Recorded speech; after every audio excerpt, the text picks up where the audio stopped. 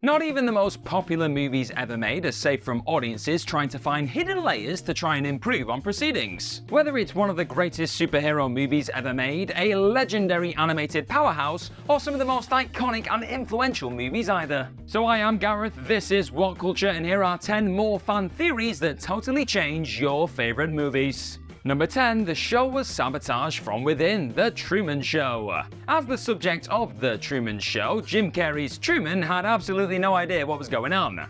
He thought that the world created by Christoph was a reality, and it took a ridiculous amount of work to try and uphold such an illusion. This is why seeing so many things jump out at Truman in one day is a little bit hard to believe. Now sure, certain things like dead characters trying to make contact or fans breaking in to tear down the fourth wall weren't exactly in the show's control. But other things happened within a short period of time that definitely should have been. According to one theory on Reddit, these things were well under the control of an inside group who were trying to make Truman realize that he was living a lie. A worker could have loosened the light, causing it to fall. And somebody could have changed the radio frequency within Truman's car so he could hear himself being watched. People trying to tell him outright about the show had definitely failed. But if they could plan the idea of things not being quite right in his head, then nothing Christoph could do or say could quell it. Number 9. A movie within the Pixar universe, Up. Now there is a popular theory, aptly named the Pixar theory, that states that all of the movies made by this studio are going down within one universe. Up, of course, is included, but there is one theory that suggests all the characters involved in that film aren't actually kind of alive or real in this universe. Let me explain. Instead, in a similar way to Lightyear being a film that Andy saw as a kid, Up could have been a movie that Riley from Inside Out watched. This theory is born out of one of the many Easter eggs just dropped into all of the Pixar movies over the years since the first Toy Story. So you remember when Riley had all these memory orbs in Inside Out, you remember that? Okay, so one of those orbs actually contains a shot of Carl and Ellie's wedding from Up. And since it's probably impossible that she was there to actually watch that wedding, it would probably make sense that she saw it on a screen and this is just her memory of watching that film. Now yes, in reality this is probably just an Easter egg and nothing more. But if the theory does ring true, then Carl and Ellie's tragic romance, seriously one of the most harrowing moments in all of Pixar, never actually happened and it was all in a movie. Even more heartbreak. And while we're talking about heartbreaking Pixar moments, what's your favourite Pixar movie? Let me know. Is it Up? Do you cry yourself to sleep every night after you watch that bad boy? Maybe, I don't know. Let me know in the comment section below. Number 8. John Coffey was the second coming of Jesus, The Green Mile. Stephen King's novels over the years have made for some absolutely exceptional big screen adaptations. And you could argue that The Green Mile is up there with the best of them. The soul of the story is John Coffey, a gentle giant with a warm soul and kindness in abundance who is wrongly executed for a crime he did not commit. He also possesses the powers to heal and resurrect. And one theorist on Reddit couldn't help but notice the similarities between a certain John Coffey and Jesus Christ, apart from, the similar initials. There's nothing really known about John's prior life before he was seen cradling the girls he was trying to save in the movie. And it doesn't seem too unreasonable to think that he could actually be the second coming of, well, Jesus. Coffey's kind heart proves him to be the epitome of everything good and pure. He could heal the sick and just accepted his death sentence, dying for the sins of another man. Sounds very Jesus-like to me. Number 7. Gamora was supposed to sacrifice Nebula for the Soul Stone, Avengers Infinity War. It goes without saying that Thanos must have had an intimate knowledge of the Infinity Stones, and that extends to the elusive Soul Stone. Sure, he may not have known where it was until Gamora led him there, but one Reddit theory suggests that not only was he aware of the price that needed to be paid to get his hands on the stone, but he actually tried to manipulate his daughters so he didn't have to sacrifice anything at all. The dastardly bat.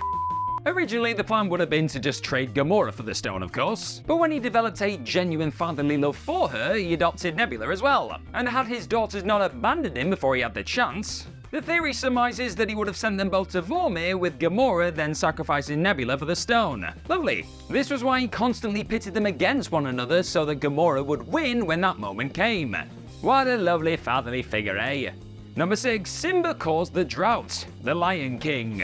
The death of Mufasa in The Lion King did more than break children's hearts all around the world. I'd know, I was one of them. It sent the Pride Lands into a downward spiral that eventually led to Scar and the rest of the hyenas ruling over a kingdom that was very dry and just dehydrated. Simba running off and allowing Scar to ascend the throne would have created all manner of problems, but why did it affect the weather? What possible reason could there be for Scar's rule leading to a drought throughout the kingdom? The answer, according to one Reddit theory, could lie with the past kings that ascended to the sky. Simba speaks to his father in the clouds when he's away from home with Timon and Pumbaa. So does this mean that the clouds themselves quite literally followed the future king and left the kingdom, like all the Pride Lands, without any clouds ever, like because they were just there, they were with Simba? Like the moment Simba arrives to battle Scar in the Pride Lands, it just starts raining, which seems incredibly telling. In my mind, this has to be more than just a coinky-dink, my friends. Number 5. Hannibal Lecter created Buffalo Bill, the Silence of the Lambs. Hannibal Lecter is one of the most iconic villains in movie history, there are no arguments there. Dr. Lecter isn't the only villain in The Silence of the Lambs, however, as he's joined by Ted Levine's equally disturbing Buffalo Bill. The two were connected as Bill, otherwise known as Jane Gubb, was briefly a patient of Hannibal's before the latter was consulted on the serial killer behind bars. And don't forget that Lecter is a scarily intelligent character, and a Reddit theory suggests that this is exactly what he planned for as far back as their sessions together. Not only is Hannibal intelligent, he is manipulative and without remorse. He didn't even have to be in the same cell as Miggs to convince him to kill himself. And it's possible that rather than trying to help Gunn with their issues, he pushed them further into the persona of Buffalo Bill to give himself something of a bargaining chip. Hannibal knew that eventually he would end up behind bars. And what better way to negotiate a better life for yourself than having the best possible insight about one of the most intense and scary serial killers around. Number 4. John Doe's original plan, 7.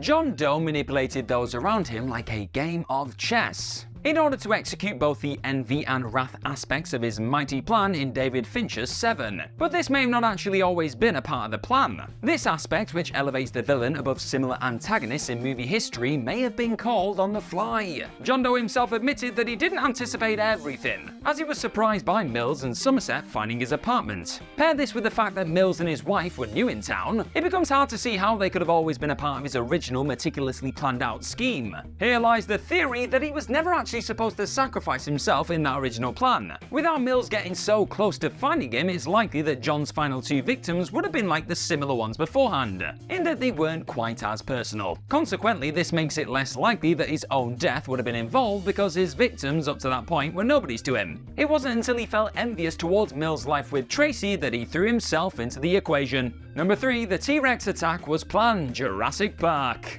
There is no doubt that the true antagonists of the iconic Jurassic Park were not the big old dinos, they were the humans. Dennis Nedry ultimately set the dinosaurs free, didn't he? All while looking to steal embryos for Lewis Dodgson! We got a Dodgson over here! Dodgson's character is fleshed out much more in Michael Crichton's novels, particularly The Lost World, as a ruthless and vicious man who isn't above murder to try and get his company ahead. So it may be that his plan in Jurassic Park was more than just sending Nedry to catch Biosyn up with InGen's research. He may have actually calculated to destroy John Hammond's company completely. One Reddit theory suggests that Dodgson could have sent Nedry to go and steal the embryos at any time, but he chose specifically when the park had visitors. Should anything have, I don't know, gone wrong on that weekend, then the park and InGen itself would have been no more, baby. Dodgson could have planned for the security systems to go down altogether, not just the ones that Nedry needed to steal the embryos, resulting in the loose dinos that would then lead to all the casualties that would shut down Jurassic Park forever. Number 2, it wasn't the 3 fingers that gave the game away, Inglourious Bastards. Lieutenant Archie Hickox and a bunch of others go undercover as German soldiers in Inglourious Bastards, only for their cover to be blown by Michael Fassbender's character ordering a round of drinks using the wrong 3-finger gesture. It is possible, however, according to one Reddit theory, that the soldier's cover may have been blown long before Fassbender's finger faux pas. The key was one of Hickox's accomplices, the German soldier-turned-bastard Stieglitz. It is established through the movie that everyone in the German army have heard of this guy Stieglitz, and after killing 13 Gestapo officers, his face was all over the newspapers. Now, there is no way that he would not have been recognized by Major Hellstorm, you know, the guy who blew their cover. However, keeping it to himself, he decided to get the undercover soldiers drunk so that when the inevitable firefight kicked off, he'd give himself a little advantage. He only visibly responded to the 3-finger gesture because he was aware that everyone in the bar would have also noticed this specific thing, and so had to be acted on straight away. Number 1, the toys were never alive, Toy Story. One particular Toy Story theory suggests that Andy and Bonnie are unreliable narrators. creating the events of the movies in their minds. For 3 of the 4 movies, the story was about coping without a lost toy. In Toy Story 1, Andy lost Woody and Buzz, and so, whilst he was trying to find them, he made up this big old elaborate story, and then eventually stumbled upon them in the car. And let's be honest, that's probably where they were the entire time, because kids are just crazy and they don't look in the simplest of places. Similarly, in Toy Story 2, Woody was accidentally sold in the bloody garage sale. So Andy made up his adventure and sensationalized the person who bought him as this big old villainous chicken, until his mum bought him a new Woody and Jessie and a bullseye. Similarly, in Toy Story 4, Bonnie loses Forky and then she makes up the story in her head just like Andy had done in the movies prior. Only this time Woody was never found, so she just imagined leaving him for good. The only slightly different chapter is Toy Story 3, in which Andy comes across his old toys for the first time in years, and essentially created a new story just for the sake of nostalgia, which is pretty much what Disney did. Oh and yeah, for the money. And just like that, you'll never look at these toys the same way again. And that's our list. Know of any other fan theories that totally change your favourite movies? Well, let me know all about them in the comment section right down below. And don't forget to like, share and click on that subscribe button while you're down there. Also, if you're a fan of this kind of fan theory stuff, then head on over to whatculture.com and find some more fantastic articles just like the one this video you're watching right now wherever you are in the world is based on. I've been Gareth from whatculture.com. Don't forget to follow myself on Twitter or X at gmorgan04. Follow everyone here at WhatCulture at WhatCulture, and have yourself the best of days. Mwah.